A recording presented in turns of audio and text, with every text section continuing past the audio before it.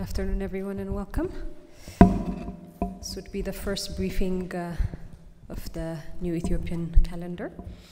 It's going to be very brief, with a preliminary update on an activity that the Prime Minister had undertaken on New Year's Day, as well as humanitarian updates.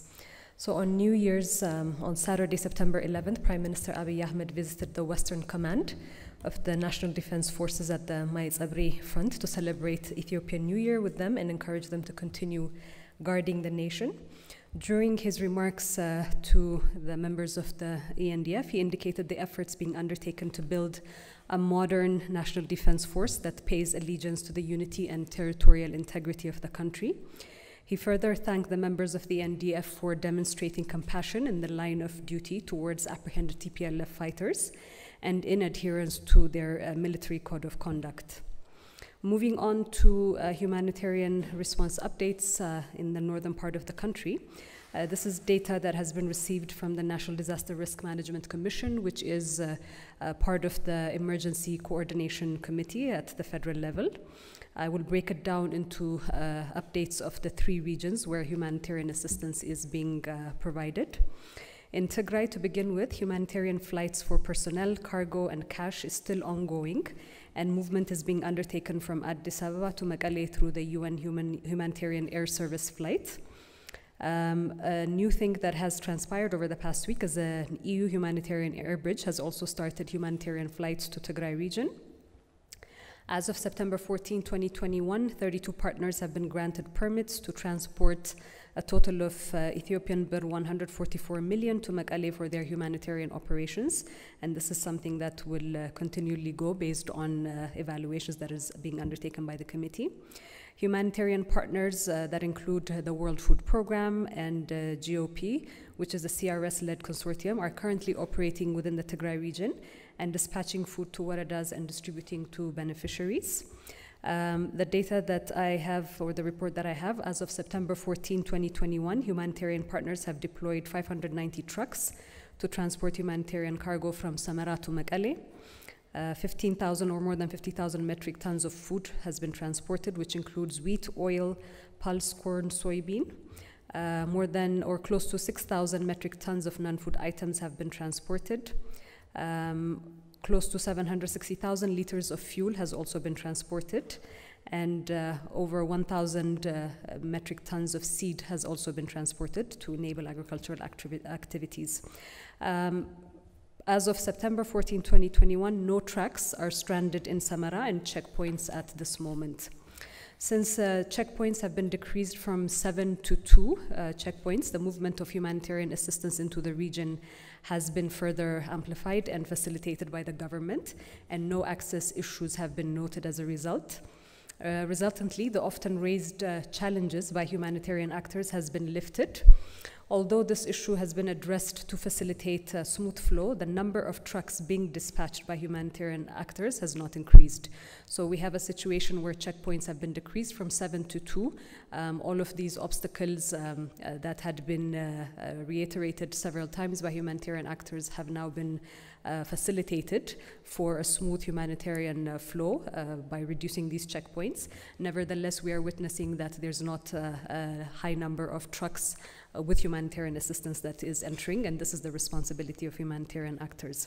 Relatedly, what I would like to emphasize is this is specific to one agency. Of 466 trucks that have entered the region to deliver humanitarian assistance, 428 trucks are yet to exit the region. So what we're witnessing is perhaps close to 40 trucks are the only ones that have exited the region. So this is raising speculation on their utility as it relates to delay in return to other regions where humanitarian assistance is being loaded onto these trucks.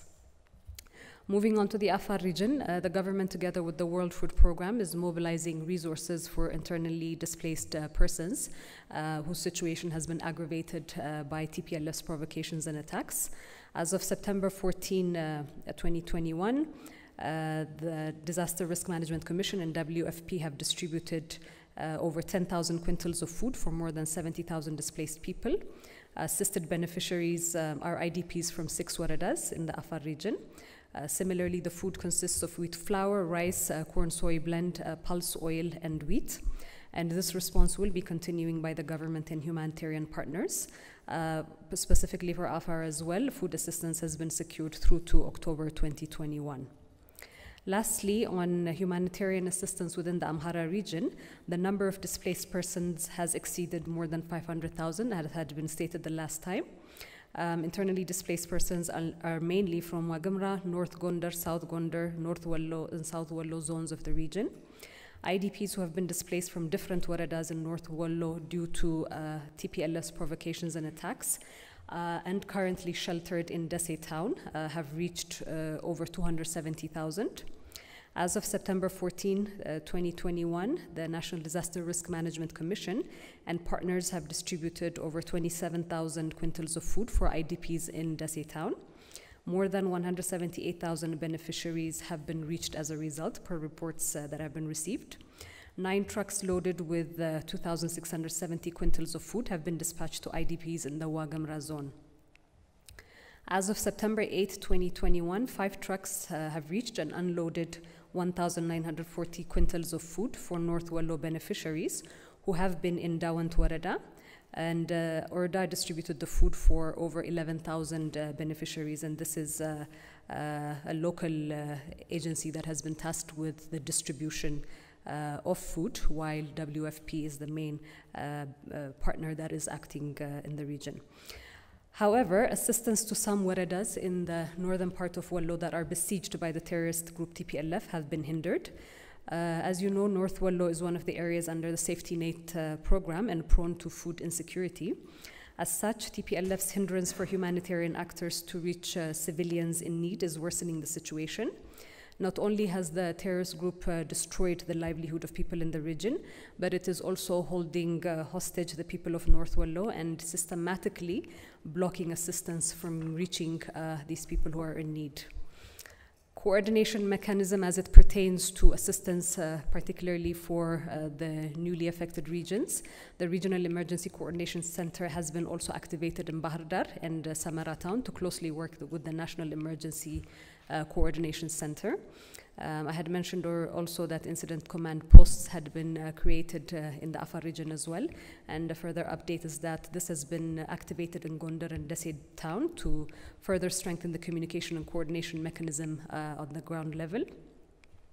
Relevant federal ministries and regional sector bureaus are assigned expertise in the coordination platforms, and all clusters, which include food, WASH programs, health, education, shelter, and agriculture, are also members of the Emergency Coordination Center.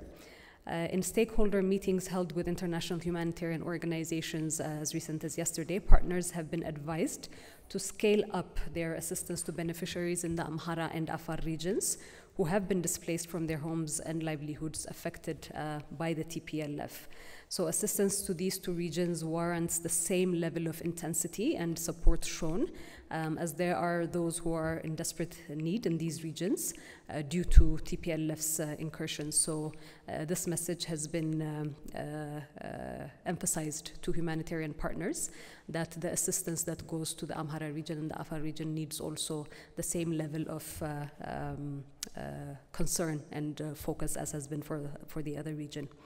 Lastly, before I open it up to questions, among the many key milestones, when we're reviewing some of the key milestones of the concluded Ethiopian year 2013, one of the key milestones that has been achieved is the successful conclusion of the 6th national elections, with the exception of some areas, and these areas that for security reasons at that point in time in June when the elections had been going on were not part of it. They will be undertaking elections within the next week, and people will be going to the polls to cast their vote.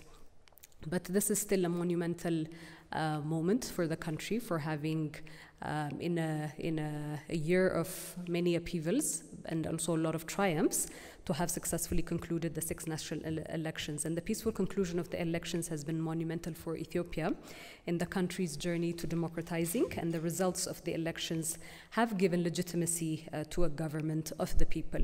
Resultantly, October 4, 2021 will mark the formation of a new government that will continue paving the path for a new dispensation for Ethiopia. So this is something that's upcoming within the next 2 weeks. So with these minor updates, I will open it up to address questions from your end, and we'll start from this end. Robbie, Iskander, Kroom, and then we'll come to this section.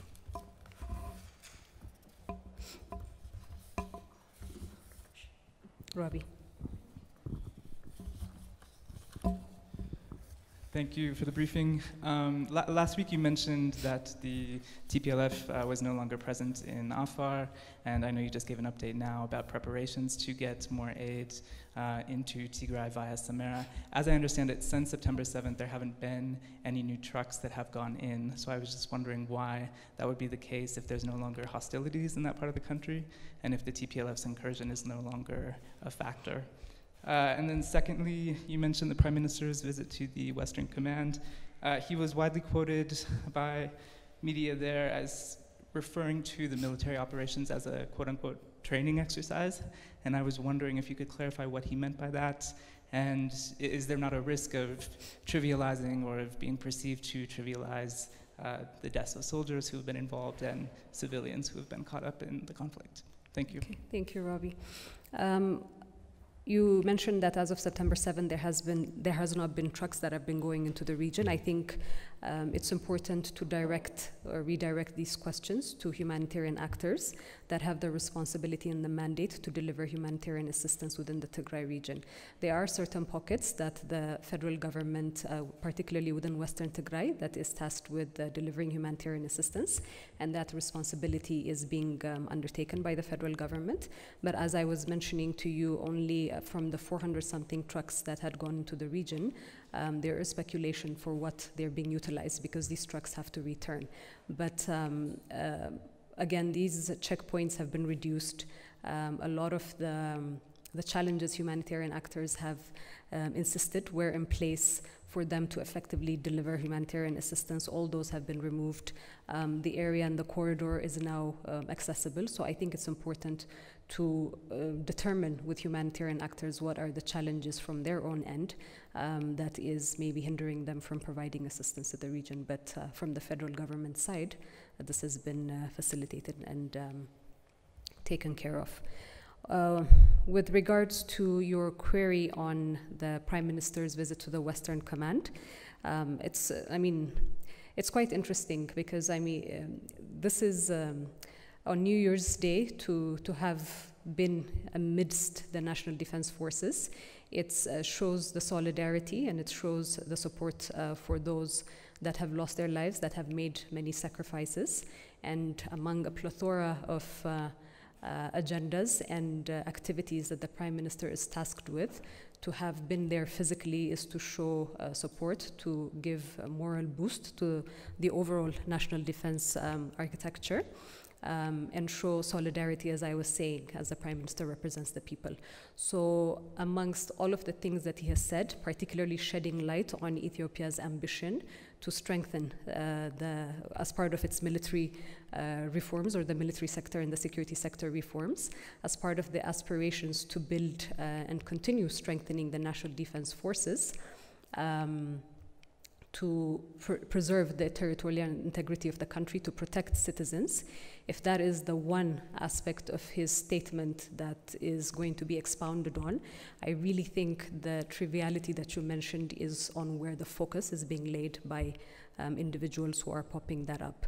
But the context in which the Prime Minister was giving the statement is indicating that Ethiopia, as a large country of 110 million, has got security needs, is also working very focused, in a focused manner, on ensuring that the National Defense Forces, as a departure from where it was before, in allegiance to a particular party and a particular group of people, is now a representation of the Ethiopian people as well. So there has been an ongoing military reform exercise. So what he's insinuating is that these aspirations to ensure that not only the composition of the National Defense Forces, but also the strength and also the manner in which it safeguards the people of Ethiopia is something that is being focused on and is encouraging them to be part of that journey.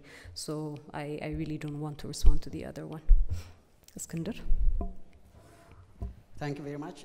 The UN High Commissioner for Human Rights and the Ethiopian Human Rights Commission briefed the Council on progress made in the joint investigation on alleged human rights violations in Tigray. What does the federal government expect from this investigation? And just this morning, a mass burial was held in the Fasmocha town of South Gondar zone for 52 civilians allegedly massacred by TPLF forces. Will the government request or has already requested for a similar joint investigation into such killings in Amhara and Afar regions? Another question, US Congresswoman Karen Bass said she will hold discussions with Prime Minister Abiy Ahmed during her upcoming visit to Ethiopia. Has a meeting been already arranged? Can you confirm that? Thank you very much. Okay, thank you, Skandar.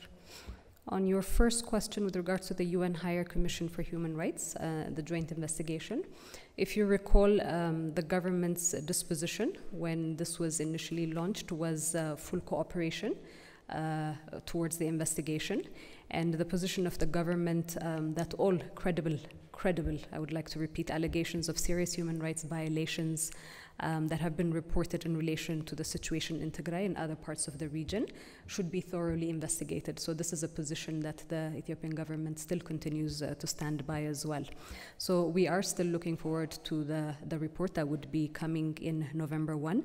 But as you mentioned, the government has also pointed to the temporal scope of the joint investigation, particularly because the findings are limited to, I believe, the cutoff period for the joint investigation was the declaration of the unilateral ceasefire, humanitarian ceasefire by the government.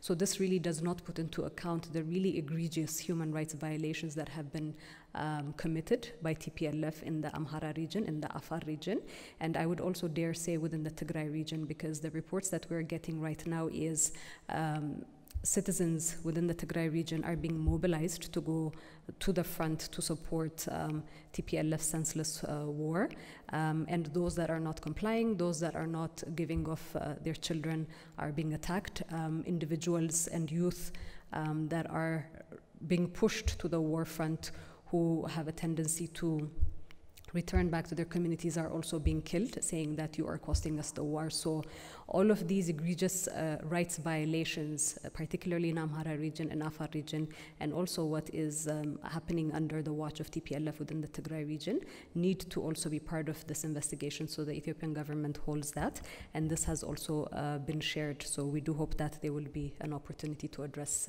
this aspect of it. Nevertheless, the Ethiopian government still is grateful for the measures that have been taken in terms of ensuring this independent investigation had been undertaken on the ground. On your query with regards to Congresswoman Karen Bass's visit to Ethiopia, this is being managed by the Ministry of Foreign Affairs, and as soon as the itinerary is finalized, I'm sure that they will be providing details around that. Thank you, Skandar. Thank you so much, Beleni, for the opportunity. My first question this morning, we've read from the verified social media account of the Ethiopian National Defense Force that they're calling on people of Tigray, the youth, the militia, to surrender in exchange for perhaps pardon, protection, and any health services. Can you please confirm this? And also, is there any other call that the government may perhaps reiterating the same fact that the Defense Force was saying in this regard? The second question, again, this morning, we have heard from Cairo that the Foreign Minister of DR Congo, representing his president, has met Egyptian officials in order to begin the AU-led discussions. How is Ethiopia receiving this news, and is there any planned meeting between the three countries, perhaps mediated by the African Union? Thank you so much. Okay, thank you, Gru. On your first query, the National Defense Forces did issue a statement over the past few days, and this is calling upon citizens within the region of Tigray who are being flocked to the war front by the TPLF, a generation of youth that outside of their desire to engage in this are being pushed. in exchange for humanitarian assistance and survival needs.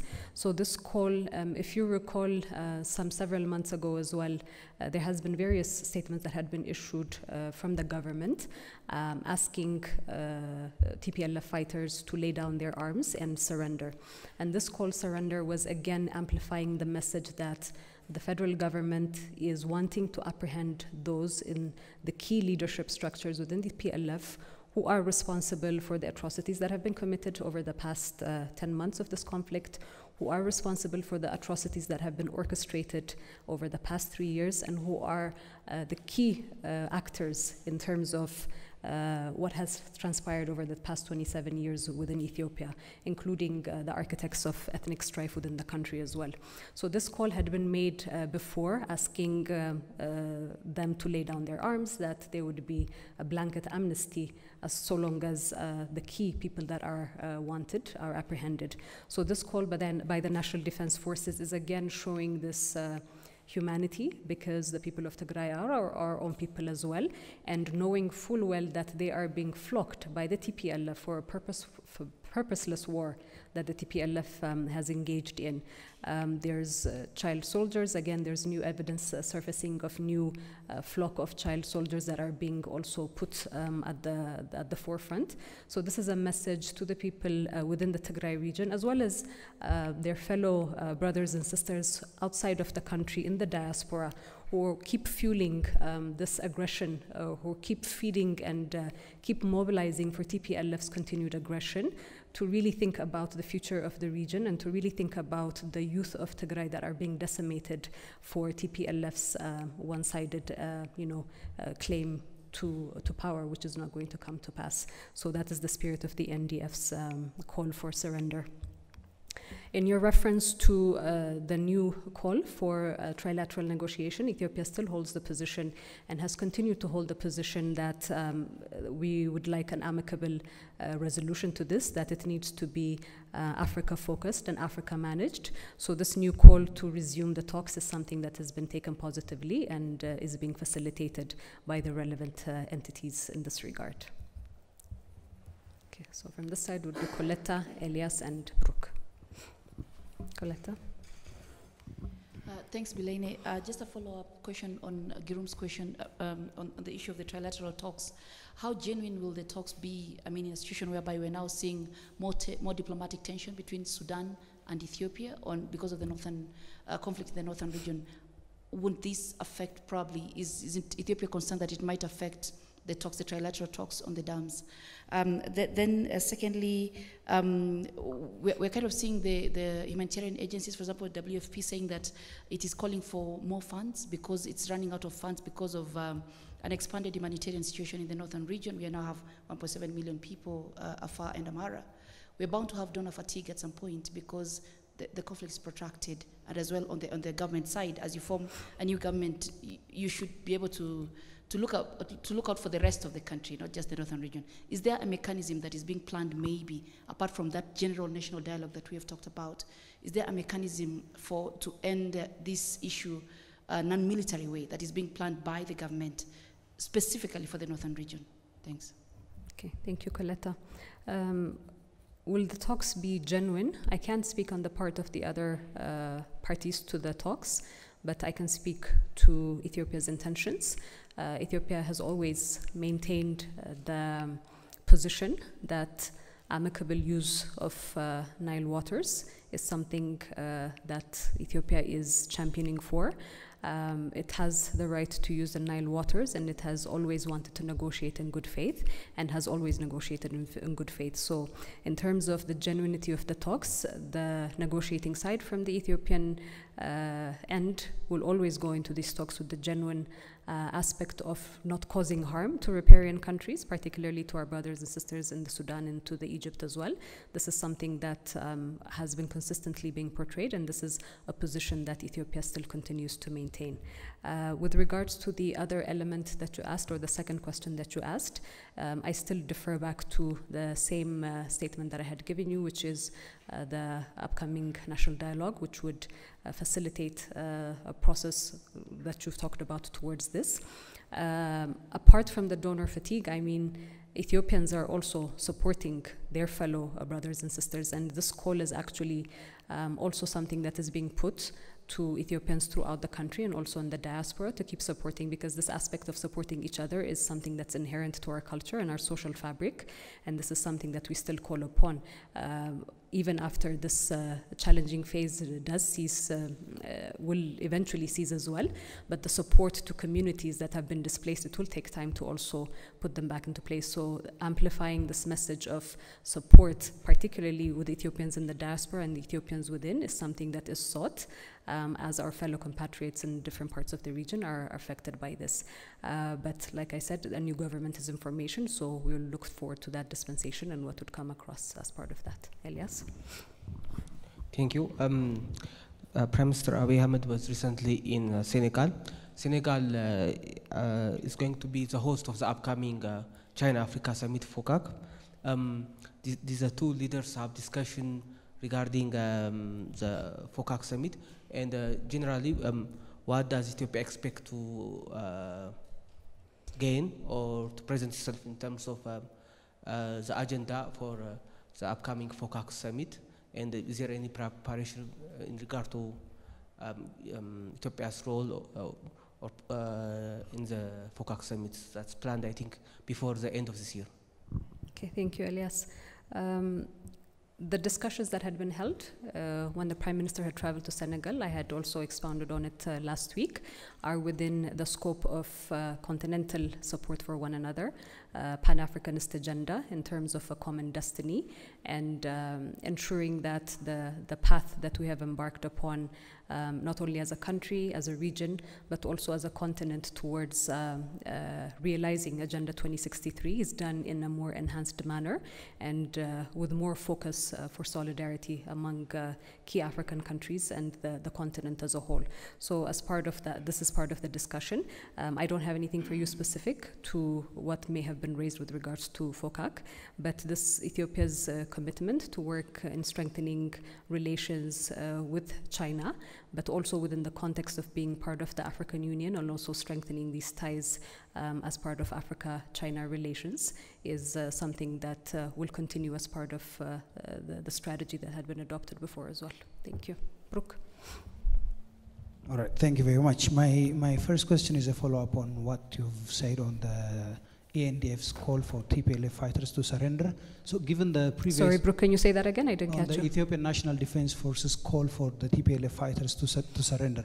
So given the previous experiences from the calls that were made both by the government and the National Defense Forces, what kind of results do you expect from this call? And do you think the TPLF fighters would surrender to the Ethiopian National Defense Forces? And the other question is, we've previously seen that the TPLF has been showing captured Ethiopian National Defense Forces members that were held as prisoners of war in Tigray. So has the government ever managed to release some or all of these prisoners of war, or have any of them been released in the past? And finally, well, the country has been going through a lot of developments in regards to political, economic, diplomatic, and military fronts. So when do you think the Prime Minister will appear before the media to respond to some questions from us regarding these developments, especially during the just ended Ethiopian 2013 year? Thank you very much. Okay, thank you, Brooke.